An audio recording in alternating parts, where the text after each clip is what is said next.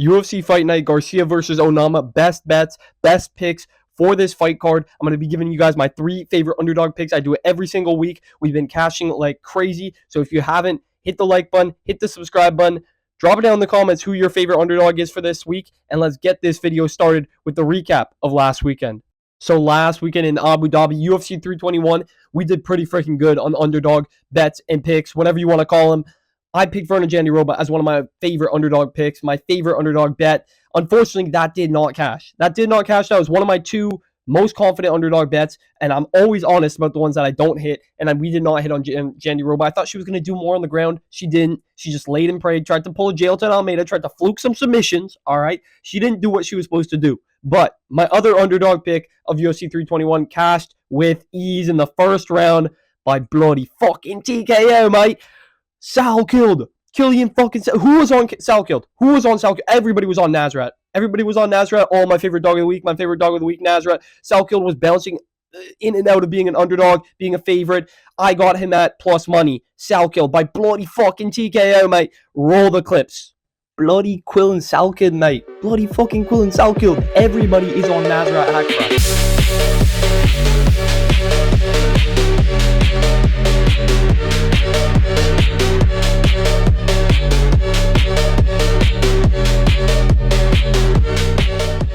So there we have it. Easy work. Easy work for Killian Salkilled. Big, bloody head kick TKO. Beautiful stuff. Beautiful stuff. Flatline KO by Killian Salkilled, man. Easy work. Minus 110 was the line that he was sitting at right before the fight started. I got him at plus 100, though. Nasty knockout. Nasty knockout. We're going to keep the streak going this week. Last week, we went 1 for 2. This week, we got 3. I got 3 underdog bets for you guys. So we're going to try to smack all 3. We're going to go from my least confident to my most confident like we always do. Let's get it started with my least confident underdog of the week, but one that I think has a very high chance to cash, and that's going to be Carnelossi, Ariane Carnelossi, plus 240. She's a massive underdog. And I know what you're going to say. It's WMMA. Do I really want to get invested? I mean, Verna didn't do well for us last weekend. I know. This is my least confident underdog, but she is fighting a girl who is a quitter. She's fighting a girl who is a bad mixed martial artist. In my opinion, I think her opponent is very bad. Talita Alankar, I think she's trash. I think she's terrible. Now, I know Carnelossi's nothing crazy, but she's physical. She's big. She's got power in her hands. She's got finishes before. And Talita Alankar has been stung. She's been beat up. She's been whooped. And she's been almost finished so many times. Not to mention, she is the much older fighter here. Carnelossi's younger. You know, she's got a much bigger display of wins. She's got a lot more finishes. I think as long as she can get this up to the feet, she can find a finish. She can just beat her up on the feet. Vegas, they don't give a shit about grappling, all right? They have given robbery split decisions to Talita Alankar. Her only wins are by robbery split decision or very, very close decision that it's like a 50-50. So I think Carnelossi can be the fighter that does more. I think she can be more active. And I think she could even find a 3rd round finish by TKO, by KO up against the fence, ripping body shots, ripping headshots. She's got big power in her hands. She is a bulky woman. She's built. She's big. I think she can get it done. And at plus 240, man, I mean, Talita Alankar should not be a 3-1 favorite. In no world should Talita Alankar be a 3-1 favorite. I am not betting on the jiu-jitsu bum nerd of Talita Alankar against a big bully like Carnelossi, who has power in her hands, who has decent jiu-jitsu and pretty good wrestling. I think she can win. I think she can win this fight. My only worry is that she gets stuck on bottom, but Talita Alankar's small. She's small as well. Carnelossi gets stuck on bottom against big girls like Rodriguez, but against small girls like Alankar, I think Carnelossi can get up. She can do the more damage on the feet, and she can cash this at plus 240. So my least confident underdog, but still one that's worth looking at. I had to put her on this because plus 240 is crazy. She shouldn't be a 3-1 underdog. We're going to move on, though, to my next most confident underdog on this card. This is one that I like a lot, man. At plus money, this is nice. This is really nice. And that guy, I'm going to say that guy's going to be Chang Ho Lee. Plus 105. He's plus money. He's 11-1 in his career. I think his only loss is by decision. The guy's fought pretty good competition. He's beat all the Asian competition that he's had to beat. He recently just beat Ramios Cortavius or something and whooped him. Absolutely whooped him, beat him up on the ground, TKO'd him brutally on the ground, lots of blood, like really brutal TKO. And he's fighting, what's his name? Oh my goodness, I'm not remembering his name right now, am I? Shit. He's fighting Timmy Kwamba. Boom, I got it. Timmy Kwamba. He's fighting Timmy Kwamba. Timmy Kwamba, good striker, you know.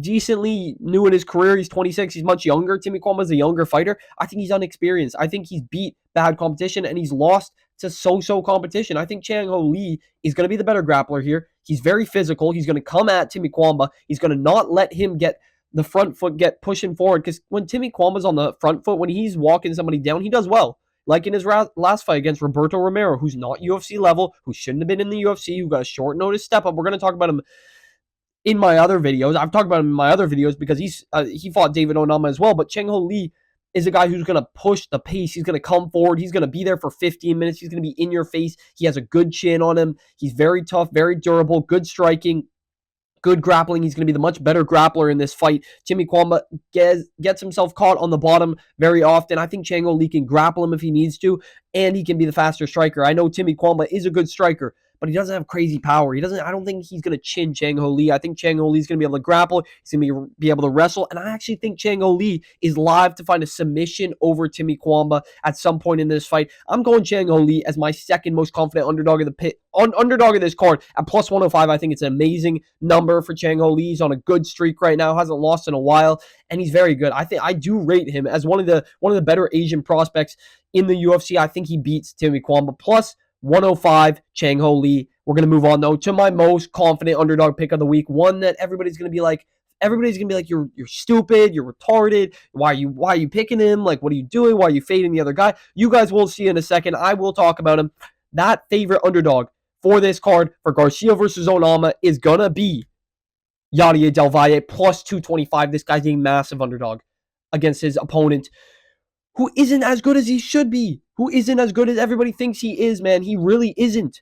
He really isn't. Del Valle is fighting, what's his name? Isaac Dolgarian, who has loads of wrestling in his career. He's one of the best wrestlers, D1 wrestler, all this shit. He's got all the credentials.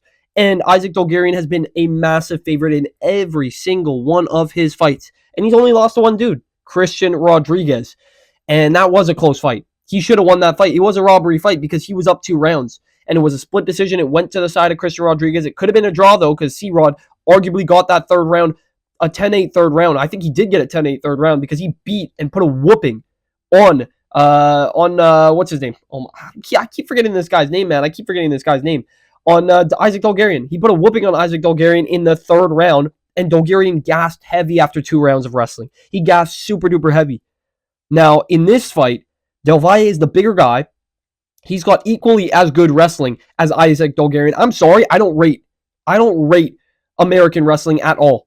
Send him Dagestan 2-3 years and forget, man. Send him Dagestan 2-3 years and forget. Send him Georgia 2-3 years and forget. American wrestling is nothing anymore. I don't credit it at all, Bot Nickel. All right, I don't credit it at all, Bot Nickel. I don't care about U.S. wrestling, okay? So Del Valle plus 225, I think this line's going down. I think it's less than 225 now because people are realizing, dude, Isaac Dolgarian is not all that, and he gasses after the second round of wrestling. He wrestles up very well. He's very fast-paced. He's going to come out fast. I think he's going to win round 1. But Del Valle builds into the fight round 2, round 3. In his Dana White Contender Series fight, he showed a lot of heart, a lot of durability, great cardio. He was in his opponent's face forever. His opponent was so durable. He put up like 150 strikes on his opponent, 50 per round, just whooping him up. For 3 rounds, looked great. His cardio looked good. If I'd only seen Del Valle versus his most recent opponent, who is it, Connor Matthews, I would be like, because that was like a 1-minute fight or like a 2-minute fight. But he has a finishing capability as well, and he can finish fights late. I think Del Valle plus 225 is a gift from heaven, man. I think it's a gift, genuinely, because we've seen this before with American wrestlers, with these great American grapplers, man. I faded Billy Ray Goff against Ramiz Brahimaj with the American wrestling and, he's so durable, he's so tough and all this. As a massive favorite, he was a massive favorite. I faded the fuck out of Billy Ray Goff. I picked Ramiz Brahimaj. He was a 4-1 underdog. Smoked Goff in the first round. I think this is a similar situation. I don't think Del Valle is going to smoke Isaac Dolgarian. I think Dolgarian will do good in the first round, but I see Del Valle taking over second and third round, and I actually got Del Valle by decision here.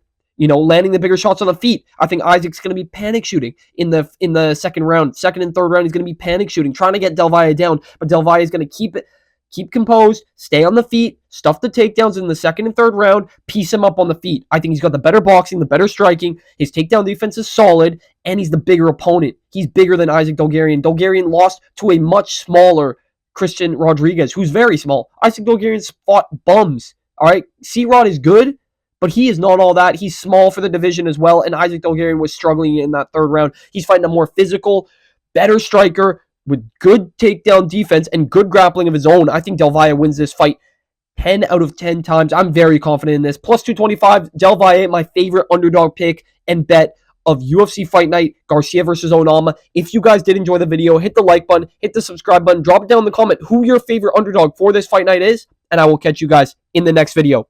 See you.